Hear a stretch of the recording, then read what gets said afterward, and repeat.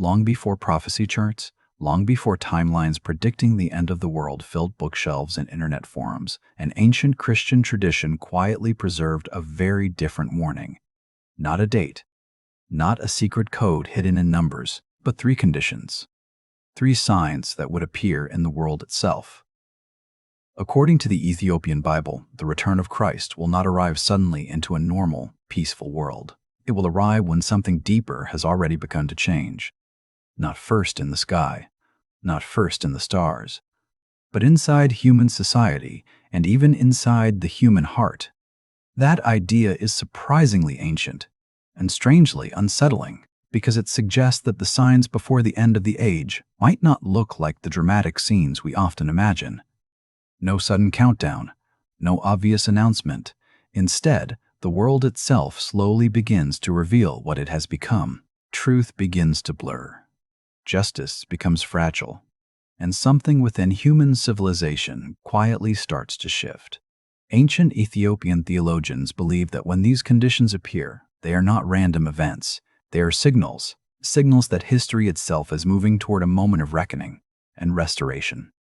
But here's something even more fascinating. The Ethiopian Church preserves some of the oldest biblical traditions on earth. Its scriptures include texts like the Book of Enoch and the Book of Jubilees writings that disappeared from most Western Bibles centuries ago. And within these texts, early Christian thinkers found patterns that they believed would unfold again near the end of history. Patterns that begin in the human heart, echo through society, and eventually reach the very fabric of creation. So before we explore these three signs, I'm curious about something.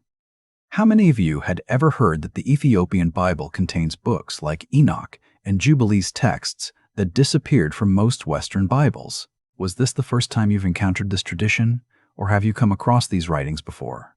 Let me know in the comments.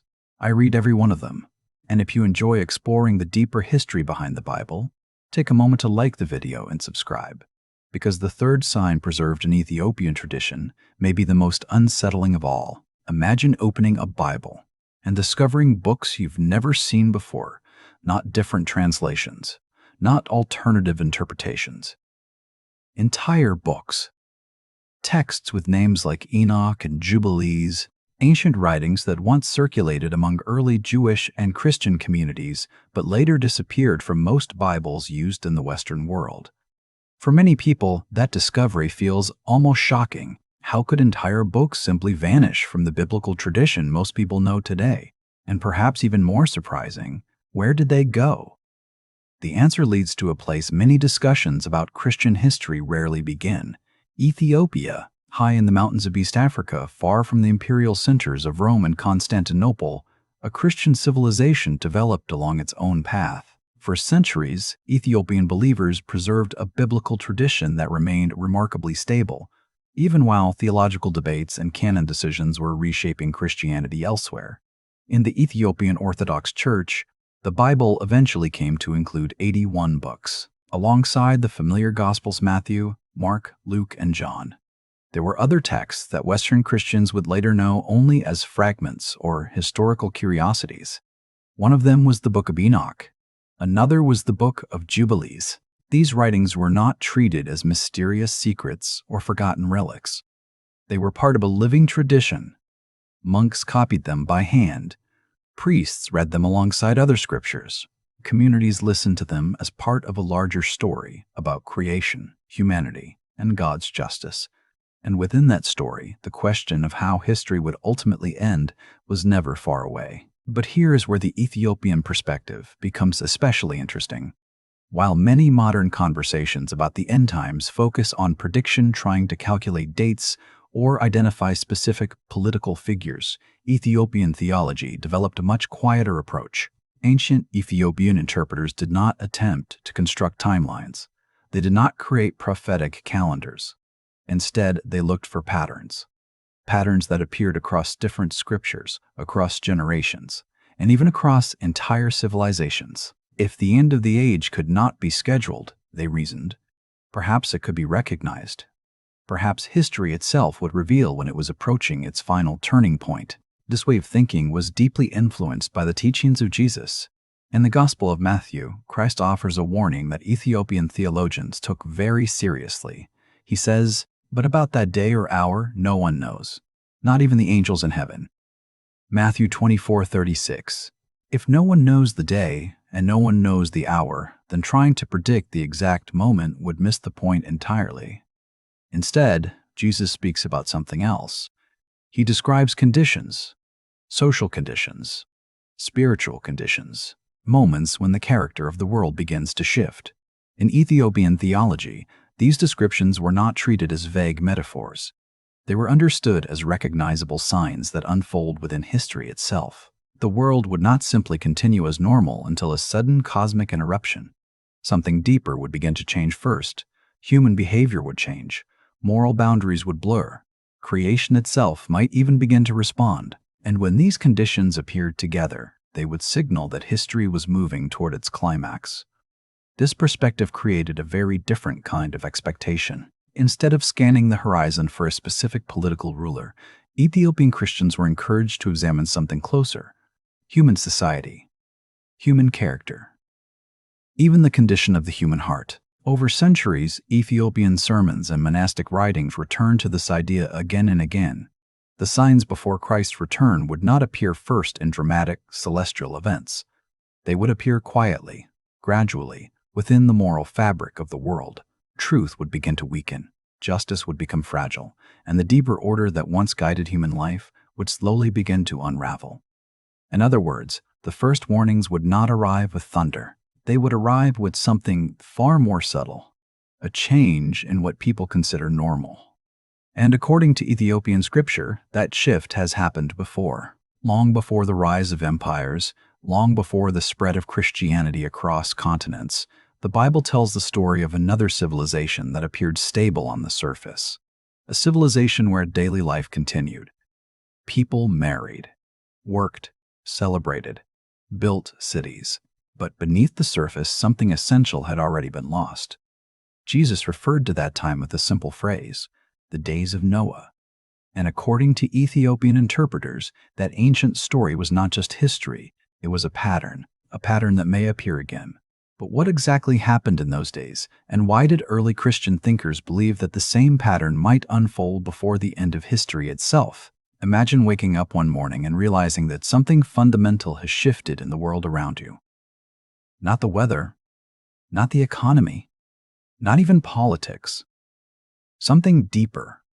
The things people once agreed were good are now treated with suspicion. The things once recognized as destructive are suddenly defended, explained away, or even celebrated. At first, the change is subtle, almost invisible. But over time, it becomes harder to ignore. According to Ethiopian scripture, this quiet transformation is the first sign that the world may be approaching the end of the age.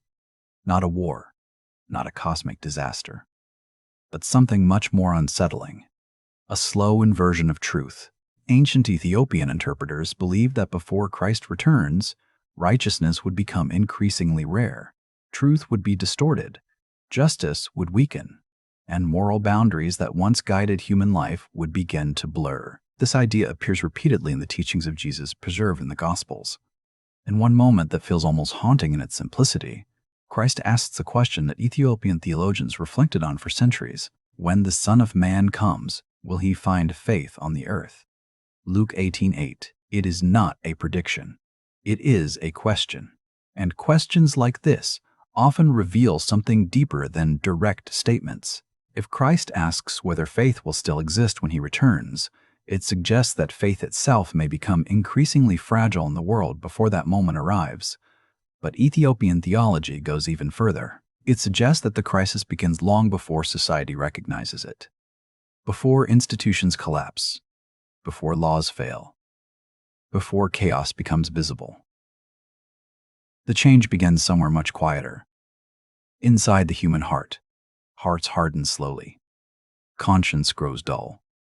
Reverence fades, and once those internal foundations begin to weaken, everything built upon them eventually begins to shift.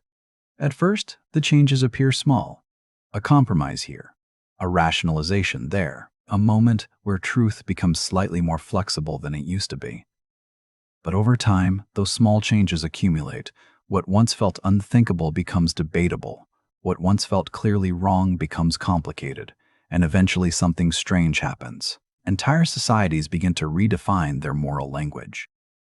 The words remain the same: justice, truth, good, evil.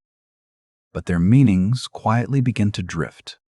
Ethiopian theologians describe this moment as spiritual inversion, a world where what is good can be called evil and what is evil can be justified. This idea does not appear only in Ethiopian tradition.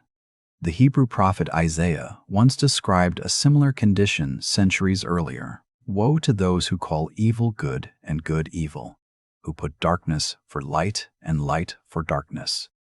Isaiah 5:20. For early Christian thinkers, passages like this were not simply poetic warnings. They were descriptions of what a civilization might look like when it begins to lose its spiritual orientation, not overnight, but gradually.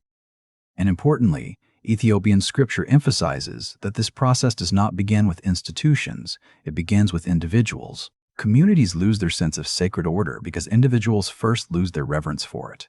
Once that reverence fades, the structures built upon it become unstable. Teachers distort truth, leaders abandon responsibility, justice becomes selective, and over time, people begin to accept conditions that would once have shocked them. Yet perhaps the most striking aspect of Ethiopian interpretation is this: from the outside, society may still appear normal. Cities still function, markets still operate, families still gather, life continues. But beneath the surface, something essential has already been lost. And according to Ethiopian theology, this pattern has appeared before, long before Christianity spread across continents, long before the rise of modern civilizations. The Bible tells the story of another world that seemed stable on the surface, a world where daily life continued, people worked, celebrated, planned for the future. But spiritually, something had already gone terribly wrong. Jesus referred to that world with a simple phrase, the days of Noah. And Ethiopian interpreters believed that understanding those ancient days might reveal something important about the future, because if the first sign before Christ's return is the inversion of truth, then the story of Noah may show us exactly how that inversion once unfolded. So what actually happened in those ancient days before the flood? And why did Jesus point back to that moment when describing the end of history itself? Picture an ordinary day in an ancient city. People moving through crowded streets, merchants opening their stalls, families preparing meals, children running between houses. From the outside, nothing appears unusual.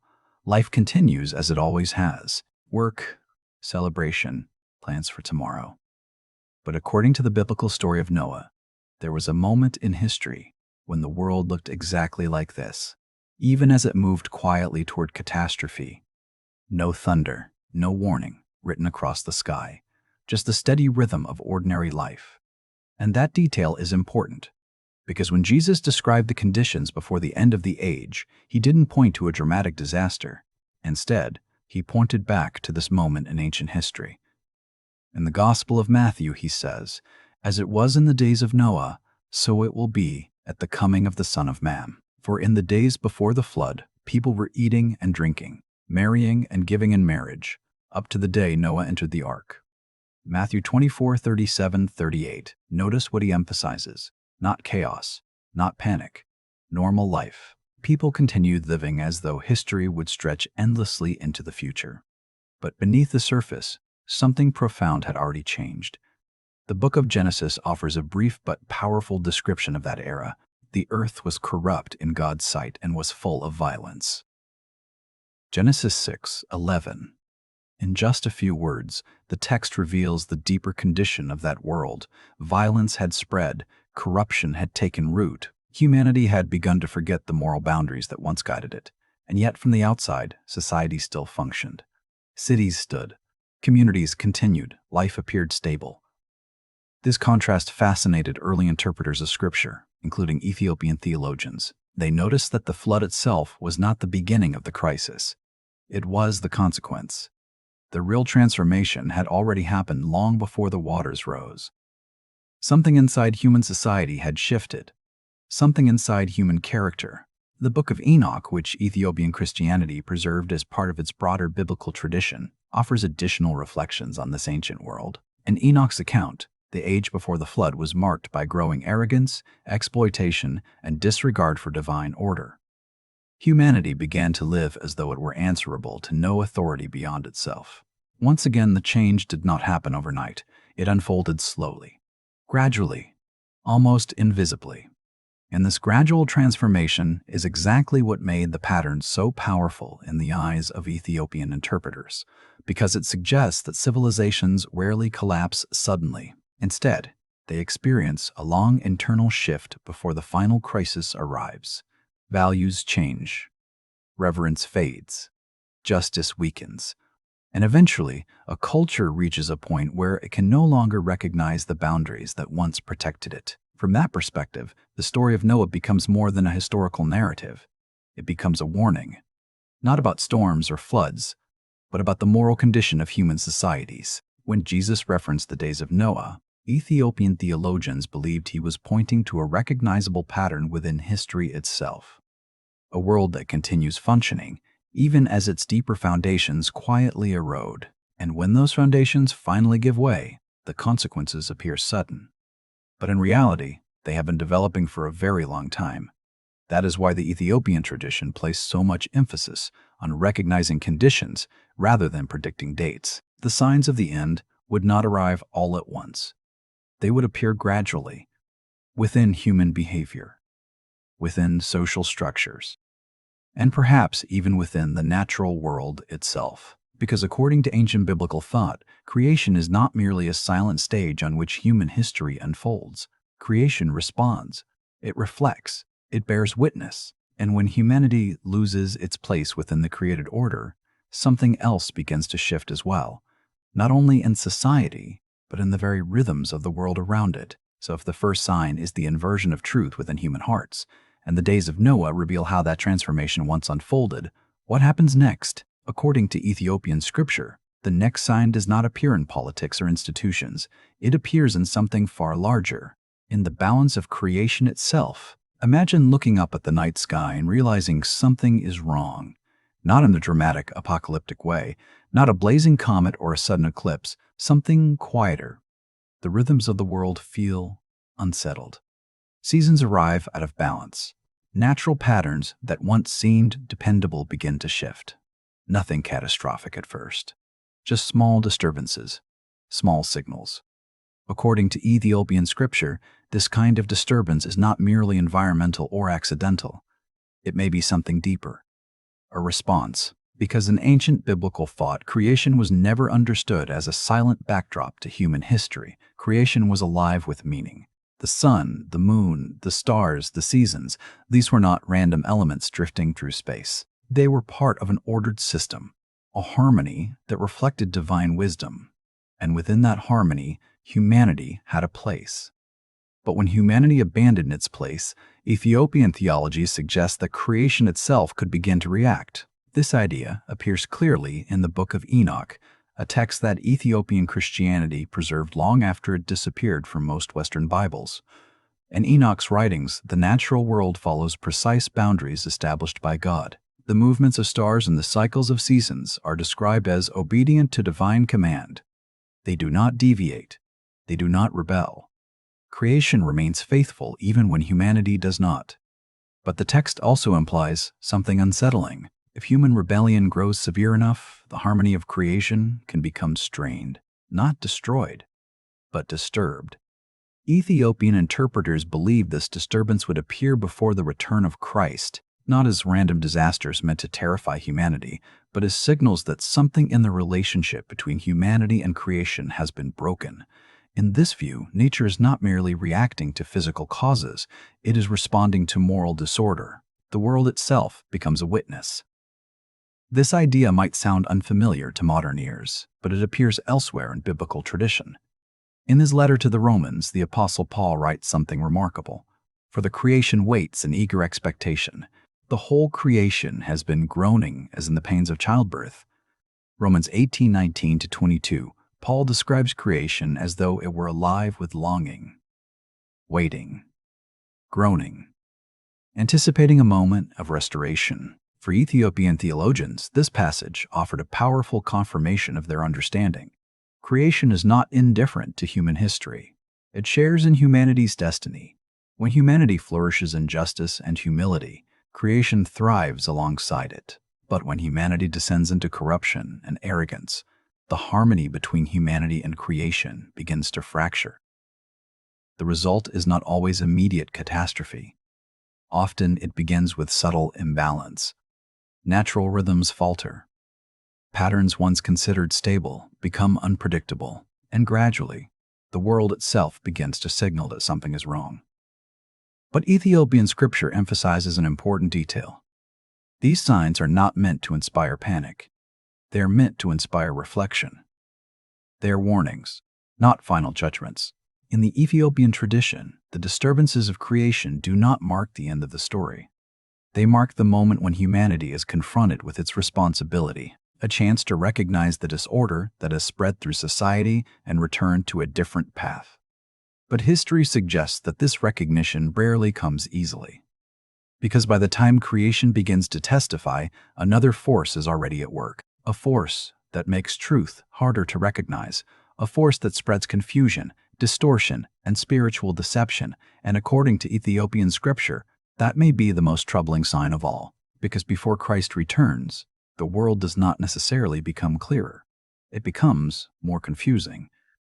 So what exactly did ancient Ethiopian theologians believe would happen during that final age of confusion? And why did they warn that discernment itself would become one of the rarest qualities in the world? Imagine living in a world where truth becomes harder and harder to recognize, not because information disappears, but because there is suddenly too much of it. Too many voices, too many interpretations, too many competent claims about what is true and what is not. At first, the confusion feels manageable, but slowly something deeper begins to happen. Discernment becomes rare. People begin to follow voices not because they are true, but because they are persuasive. And according to Ethiopian scripture, this growing confusion may be the third sign that history is approaching its final turning point. Ancient Ethiopian theologians believed that before Christ returns, deception would intensify in the world, not necessarily through obvious evil, but through distortion, half-truths, false righteousness, ideas that appear good on the surface but quietly lead people away from the deeper order of creation. This warning appears clearly in the teachings of Jesus. In the Gospel of Matthew, Christ says, "For false messiahs and false prophets will appear and perform great signs and wonders to deceive, if possible, even the elect." Matthew 24:24. Notice the unsettling detail. These figures are not described as obviously dangerous. They are persuasive, convincing, powerful enough that even sincere believers might struggle to recognize the deception. Ethiopian interpreters connected this warning with ideas preserved in the Book of Enoch. In Enoch's account of early human history, spiritual beings known as the Watchers descended to earth and corrupted humanity by introducing forbidden knowledge and destructive practices. The text describes how these beings were eventually judged and imprisoned, awaiting a final reckoning. But Ethiopian theology did not treat this story simply as an ancient myth. Instead, it understood it as part of a larger explanation for the presence of deception within human history. According to this perspective, the world is not shaped only by human choices. There are also spiritual influences at work behind the visible structures of society. Most of the time, those influences remain hidden. But as history approaches its conclusion, Ethiopian interpreters believe something unusual would begin to happen. The hidden would start to surface. Systems built on injustice would become exposed. False authority would lose its disguise, and ideas that once appeared trustworthy would begin to reveal their deeper nature. In other words, the age before Christ's return would not necessarily feel like a moment of perfect clarity. It might feel like the opposite, a time when truth becomes harder to recognize precisely because so many voices claim to represent it. Ethiopian theology also offers an interesting perspective on a figure often associated with the end of the age, the Antichrist. In many modern interpretations, the Antichrist is imagined as a single, powerful individual who appears suddenly near the end of history. But Ethiopian tradition often speaks about Antichrist in a broader way, not only as a person, but as a pattern, a system of opposition to divine order. This system can appear wherever pride replaces humility, wherever truth is manipulated, wherever power is used to exploit rather than to serve. In that sense, the Antichrist is not only a future figure, it is a recurring pattern that appears throughout history. And as the end of the age approaches, Ethiopian interpreters believe this pattern would become increasingly visible, not because evil suddenly becomes stronger, but because its disguises begin to fail. Hidden motives are revealed. Hypocrisy collapses. Injustice that once operated quietly becomes impossible to ignore. And when that exposure begins, it signals that history itself may be moving toward a moment of final reckoning. Yet even this sign is not meant to inspire fear. In Ethiopian tradition, the exposure of hidden powers is also a form of mercy, because truth cannot restore the world until deception is first uncovered. And once deception is exposed, something else becomes possible: restoration. The healing of creation itself. But what does that restoration actually look like? If the end of the age is not simply destruction, then what did Ethiopian scripture believe Christ would return to accomplish? And why did ancient Christians often describe that moment not as the end of the world, but as the moment when all things are finally made new? When many people think about the end of the world, the images that come to mind are often dramatic: fire falling from the sky, cities collapsing, the earth itself coming apart. In popular imagination, the end of history is often pictured as a moment of total destruction. But the Ethiopian biblical tradition preserves a very different vision. According to Ethiopian scripture, the return of Christ is not simply about ending the world, it is about restoring it. To understand this idea, it helps to step back for a moment and remember something that runs through the entire story of the Bible. Creation, from the very beginning, is described as good. In the opening chapter of Genesis, the world is not portrayed as a mistake or a temporary experiment. It is portrayed as something intentional, something meaningful, something worth preserving, and that perspective shapes the Ethiopian understanding of the end of history. If creation was good in the beginning, then the final act of history is not its destruction, it is its renewal. This idea appears clearly in the final pages of the New Testament. In the Book of Revelation, the Apostle John describes a vision of the future in which God declares, "Behold, I am making all things new." Revelation 21:5. Notice the wording. Not "I am making all new things," but "I am making all things new." In other words, the goal is not to abandon creation, it is to heal it. For Ethiopian theologians, this promise brings together everything we have explored so far: the moral inversion of human society, the disturbances within creation, the exposure of hidden injustice. All of these signs point toward a single conclusion: history is moving toward restoration. But restoration requires something first: truth. Before the world can be healed, deception must be uncovered.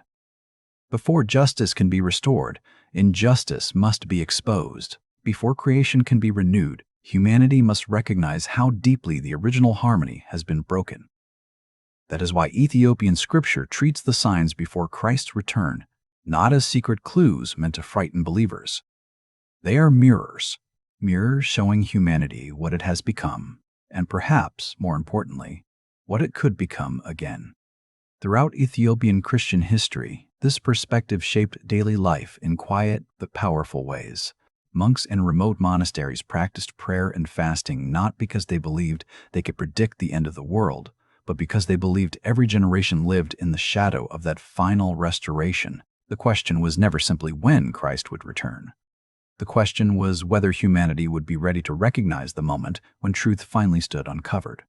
In that sense, the Ethiopian vision of the end of history is surprisingly hopeful. It does not end with chaos. It ends with justice. It ends with the vindication of the oppressed. It ends with the healing of creation itself. The world that once groaned under corruption is finally restored to its intended harmony, and when Christ returns, Ethiopian scripture suggests that the moment will not feel completely unexpected, because by that time, the signs will already have revealed what the world has become. Truth will have surfaced. Hidden injustice will have been exposed. Creation itself will have testified, and history will stand ready for its final renewal. But perhaps the most intriguing part of this ancient tradition is this. The Ethiopian Bible never presents these signs as secrets meant only for scholars or prophets. They are meant to be recognizable, visible within the world itself, which raises one final question. If these signs are meant to be recognized, what might they look like when they begin to appear?